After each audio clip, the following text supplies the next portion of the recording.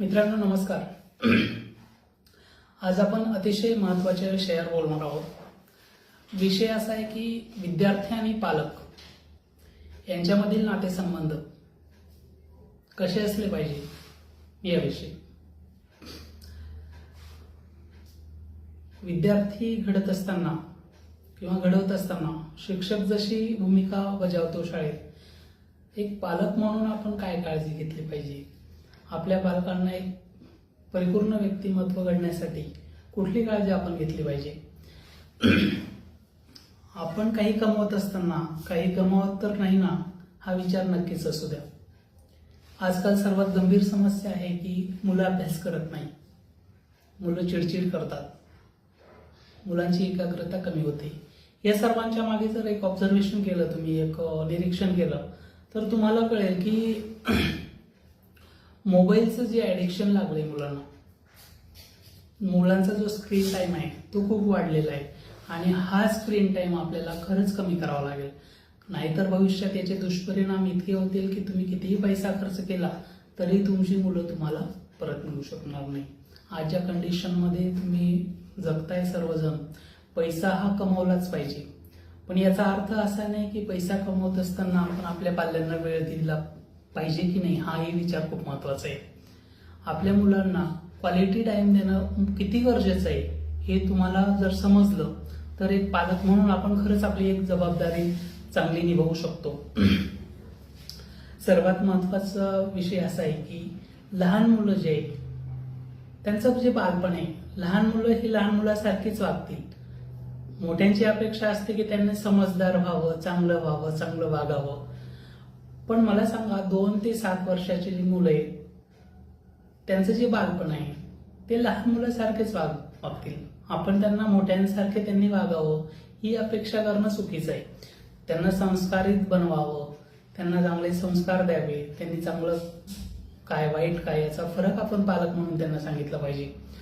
पण आजकाल तुम्ही बघताय की मुलं अभ्यासाला जर बसत असतील तर अर्धा तास काय 10 मिनिटे ती कॉन्सन्ट्रेशन बसू शकत नाही. याला खूप महत्वाचं कारण आहे, मोबाईल आणि टीव्हीचा जो अतिरेक वापर होतोय तो कमी करावा. एकदमच तुम्ही बंद करू शकत नाही. एकदम जर त्यांचा तुम्ही स्क्रीन टाइम बंद केला तर ते आणखी चिडचिड करतील आणि ती चिडचिड वाढू नये ही काळजी आपण घेतली पाहिजे. अर्धा तास 1 तास त्यांना बघू द्या, टीव्ही बघू द्या, मोबाईल बघू द्या. पण एवढं पण नाही की हातात दिला मोबाईल तर 1 तास 2 तास 3 तास बघतच असतील मुलं.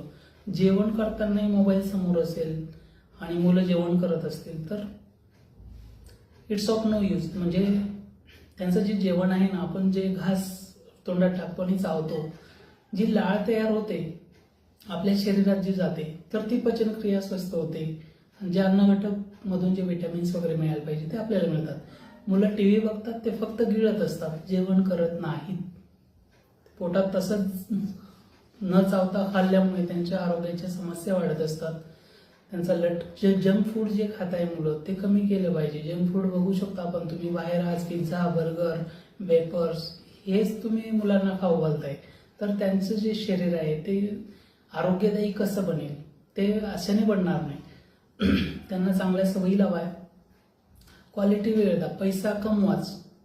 पैसा कमवत असताना मुलांना आपण ज्यांच्यासाठी जो पैसा कमवतोय त्यांना जर तुम्ही आतापासून क्वालिटी टाइम नाही दिला तर पुढे भविष्यात वेळ निघून जाईल आणि तुमच्या हातात पश्चाताप करण्याशिवाय काहीच राहणार नाही.